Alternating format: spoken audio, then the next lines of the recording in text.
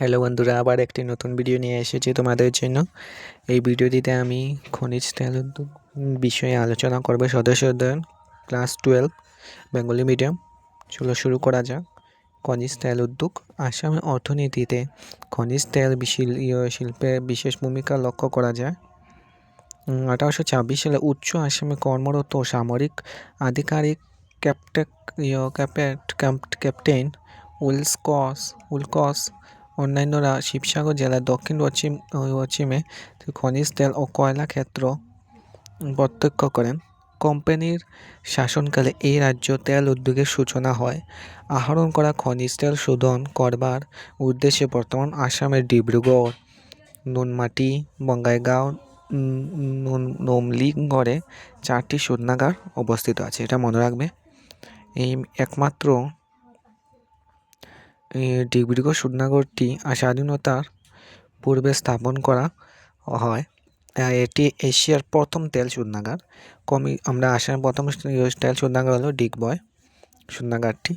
Commissioner Jenkins উচ্চ আসামে ভ্রমণকালে 1838 খ্রিস্টাব্দে বরহাটের নিকট কয়েকটি তেলের উৎসের অবস্থান লক্ষ্য করেন। তদুপরি নামচিক, নাহরলগুন, মাকুম ইত্যাদি স্থানে কয়লাক্ষেত্র সমূহের নিকট খনিজ তেলের সন্ধান পাওয়ার বিষয় ক্যাপ্টেন ডেল্টন প্রমুখ কোম্পানির আধিকারিকরা উল্লেখ করেন। ক্যাপ্টেন ডেল্টন লিপিবদ্ধ করেন, I am told by the signposts that at time there is an internal nonsense as that of a distant thunder when bursts forth suddenly with a loud report and then for a time subsides. Journal of Asiatic Society Bengal XYZ 817। Sivasagar জেলার জয়পুরের নিকটে তেল এবং প্রাকৃতিক গ্যাসের অবস্থান সম্বন্ধে জানা যায়। বাপু বরপুঙ্গ বর্তমান ডিব্রুগড় ছিল অপর একটি স্থান যেখানে তেলের সন্ধান পাওয়া যায়। 1854 সালে ওয়াগন ট্রাইবার নামক একজন ব্যবসায়ী লখিমপুর জেলায় অবস্থিত তেলের উৎস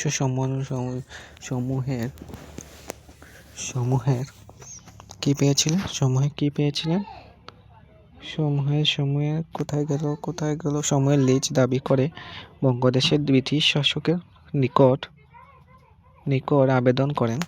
তিনি তেলের গুণাগুণ বাণিজ্যিক মূল্য নির্ধারণ করবার উদ্দেশ্য লিজ দাবি করেন। আসামের তদানীন্তন কমিশনার মাকুম বাপু নামচিকে অবস্থিত তেলের উৎস সমূহের বিষয়ে রাজস্ব বোর্ডকে সকল তথ্য জানান, আর সরকার মাকুমে অবস্থিত উৎস লিজ দেওয়ার সিদ্ধান্ত গ্রহণ করেন। আর কোম্পানি আধিকারিক ডেল্টন মাকুম তেল ক্ষেত্র থেকে বৎসরে 200 থেকে 300 সের তৎকালীন তরল বস্তুর মাপের একক লিটার অপেক্ষা সামান্য কম। অধিক তেল আহরণ করা সম্ভব হবে না বলে অনুমান করেছিলেন। ওয়াগন ট্রাইবারে পরীক্ষামূলক তেল আহরণের বিষয়ে কোনো ধরনের উল্লেখ পাওয়া যায় না। 1865 খ্রিস্টাব্দে গুডে নামক এক ব্যক্তি তেলক্ষেত্রের লিজ দাবি করেন। তিনি জয়পুর, মাকুম ও মাকুম তেলক্ষেত্রে 20 বছরের লিজ লাভ করেন। সেই সময় পর্যন্ত সরকারি উদ্যোগে তেল আহরণ করবার কোনো ব্যবস্থা করা হয়নি। 1866 খ্রিস্টাব্দের নভেম্বর মাসে আসামে প্রথম খনিজ তেলের প্রণালীবদ্ধ খনন প্রক্রিয়া আরম্ভ হয়। আর প্রথম পর্যায়ে এই অভিযান ব্যর্থ হয় আনুমানিক। অন্যদিকে গুডের সফল পেট্রোলিয়াম উদ্যোগ সক্ষম হন। এক্ষেত্রে প্রথম বাধা ছিল যোগাযোগ সমস্যা।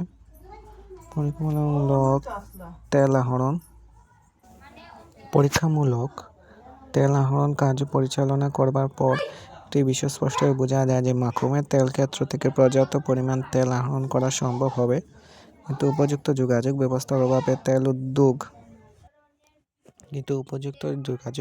অভাবে তেল উদ্যোগ বাণিজ্যিক সফলতা লাভ করতে সক্ষম হয়নি।